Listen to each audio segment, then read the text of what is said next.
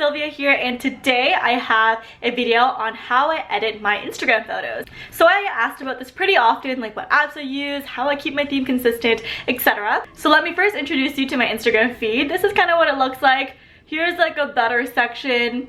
And then when I travel, it gets a little bit different, but I try to keep it as consistent as possible. I'm not like super hardcore about my theme. If I really like a photo and it doesn't exactly fit, I'll probably post it anyways and just try to edit it so it fits the best it can. I would say my theme is pretty bright. It's on the cooler side with pinky tones. So the main app that I use is VSCO Cam. I pretty much do all my editing between VSCO Cam and the Instagram app itself. I'm going to show you guys kind of 3 different type of photos so you can see how I edit it to make it look the same. One of them is natural light indoors that's more backlit. The second one is completely indoor light that's darker. And then the third one is outdoors and natural light. So first, I always adjust the brightness. I like my photos fairly bright. So depending on how dark the photo is, I'll move it up between 1 to all the way to 6.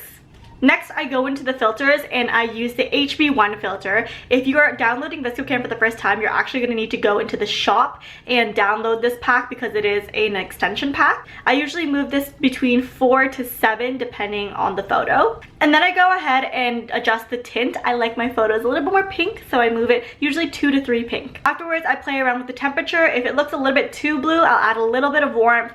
Otherwise, I typically do minus it because I do like it to be a little bit more cool toned. Then I crop and adjust as is. I don't always do this, it depends on the photo. Now I take it into Instagram. So I like the Instagram settings because they're actually really easy to work with and they work really well. I feel like sometimes the brightness settings on VSCO Cam can be kind of harsh, so the Instagram one lets me kind of adjust it more, I guess little by little. And then again, I go in and adjust the warmth a little bit. I usually go by my skin tone. If my skin tone is looking too blue, I'll warm it up. If it's looking too yellow, I'll cool it down. And then I bring up the saturation quite a bit because I like my photos to look nice and saturated. Then I adjust the highlights so that the whites get a little bit whiter because I like more like white space. And then afterwards, I adjust the shadows to give it more contrast and saturation, so I bring down the shadows. And then I bring up the sharpness by a shit ton so it looks like really real, I guess. So there you pretty much have it. I follow the same steps for almost all of my photos. So with something that's an indoor lighting, I usually bring up the lightness way up because it's usually always too dark.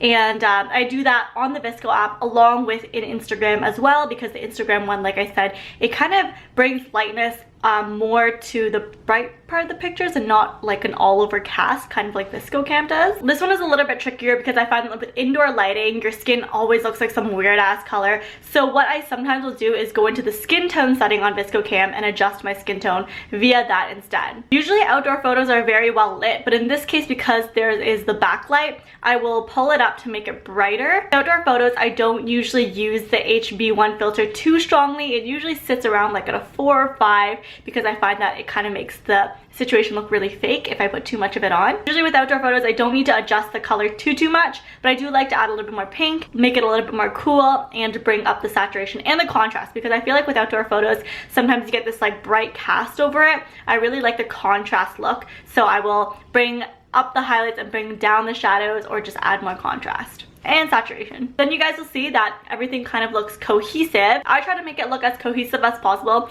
but I'm not one of those people that go out of their way to like desaturate their photo and like recolor it and all that stuff. I'm just like, girl, it's Instagram, okay? I try to keep it as instant as possible. So I hope you guys found this video useful. Don't forget to follow me on Instagram if you don't already, and subscribe if you like my videos. So I'll see you guys on Instagram and I'll talk to you guys again soon. See ya.